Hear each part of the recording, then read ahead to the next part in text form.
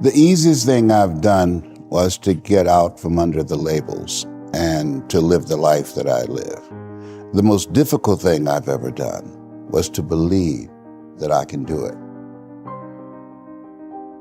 The difference is that when you don't know what's impacting you, and it's something that's holding you down and you're not aware of it.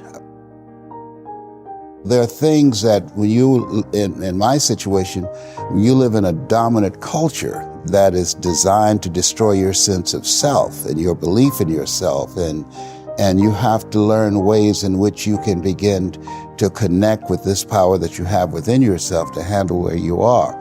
The key is to be constantly in a perpetual process of discovering the truth of who you are and fighting constantly to look for ways in which you can escape the inner conversation.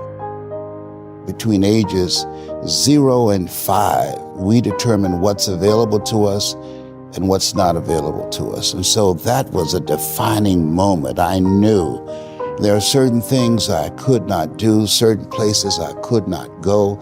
They used to have signs on Miami Beach that said, Jews, dogs, and coloreds not allowed. And so now you have to operate within the constraints of the dominant society and the things that they've created for you.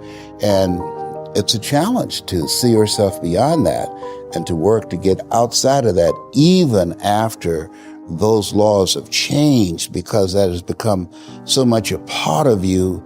You unconsciously operate within the parameters of what has been put in place. Like you're driving on the expressway, the 405, and you'll get off on an exit that you weren't going in that direction, but you unconsciously did it because you've done it so many times that many people, because they're not making a conscious, deliberate, determined effort to think outside of what life has thrown at them, they end up doing the same thing over and over and over again. Einstein said that thinking that has brought me this far has created some problems that this thinking can't solve.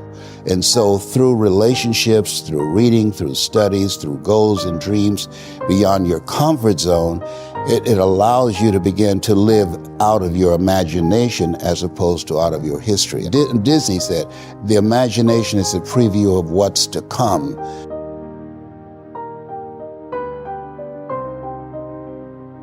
They have to expose themselves to something that will give them a different vision of themselves. And in addition to that, they have to put themselves in a community of what I call OQP, only quality people. A gentleman who dramatically transformed my life. I was a junior at Booker T. Washington High School in Miami, Florida. And I went in his class looking for another friend, and he said, go to the board and work this problem out for me. I said, sir, I can't do that. He said, why not?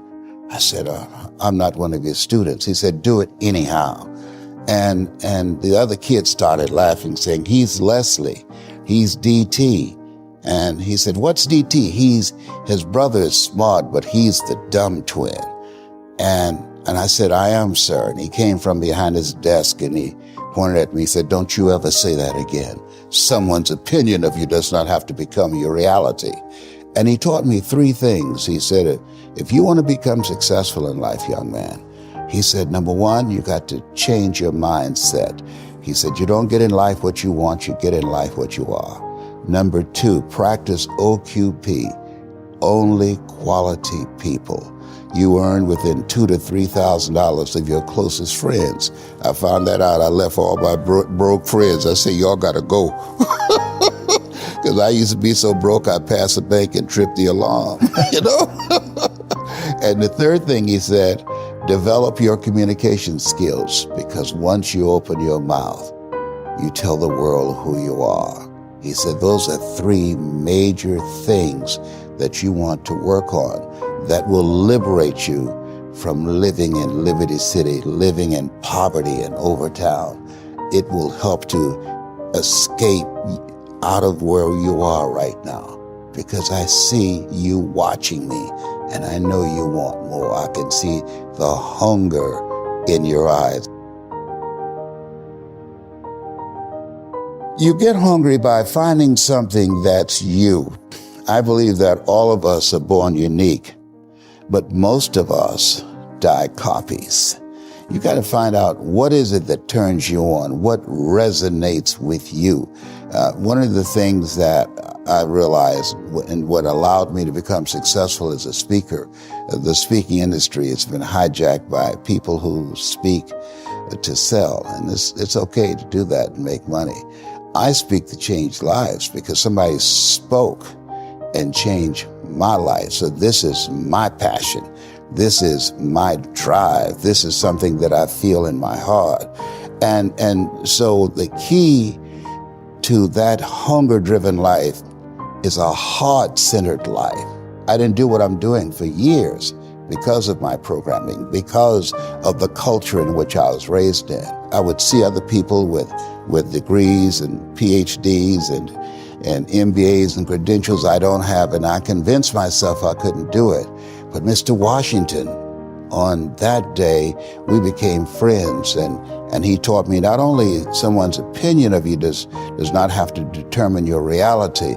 He said that you have to work on yourself and you have to have an unstoppable attitude, and no excuse is acceptable, and you got to make it a priority, a non-negotiable in your life, and hold a constant vision of what it is you want to achieve. See it accomplished and go all out. Find a way to win. In spite of the setbacks, in spite of the disappointments, in spite of your failures. I tell people when I'm giving presentations, you will fail your way to success. I have a saying is life knocks you down trying to land on your back, because if you can look up, you can get up.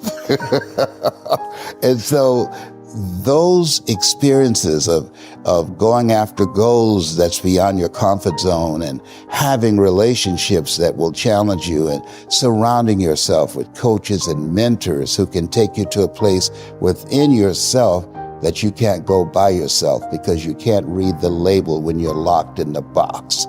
And so those experiences, they challenge you to go to that next level and continue to move forward in your life, doing new and exciting things that eye has not seen, ear has not heard, nor is in the heart of mankind what God has in store for you when you live a heart-centered life, deciding that you're going to live a life that will outlive you. You're going to live a life that counts, a life that will build a legacy and change the planet. You know, Horace Mann said, we should be ashamed to die until we've made some major contribution to humankind. And so my goal is to make a major contribution to humankind.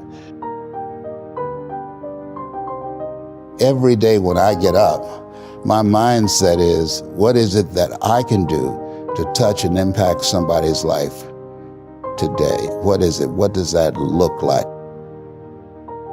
Don't live the life that has been given you by their circumstances, by the people that's around you. That Sidney Poitier wrote a book called The Measure of a Man. And he said, when you go for a walk with someone, something happens without being spoken. He said, either you adjust to their pace or they adjust to your pace. Whose pace have you adjusted to? And so there are things that we pick up and we think that they're our choices, but they're the choices that we've been programmed by life to do. When we leave our homes in the morning, we're bombarded with over 6,000 advertising hits through Facebook, through Twitter, through Instagram, through television, through our phones and through our communities, and through the computers. And so all of these things are impacting us every day. So if you don't have a program for your mind, then your mind is going to be programmed, and you find yourself doing things that you did not know, and that they affected you, that they, through marketing techniques and strategies, that they will create a thirst within you. I came up in an era that said if you built the best mousetrap, the world will be the path to your door.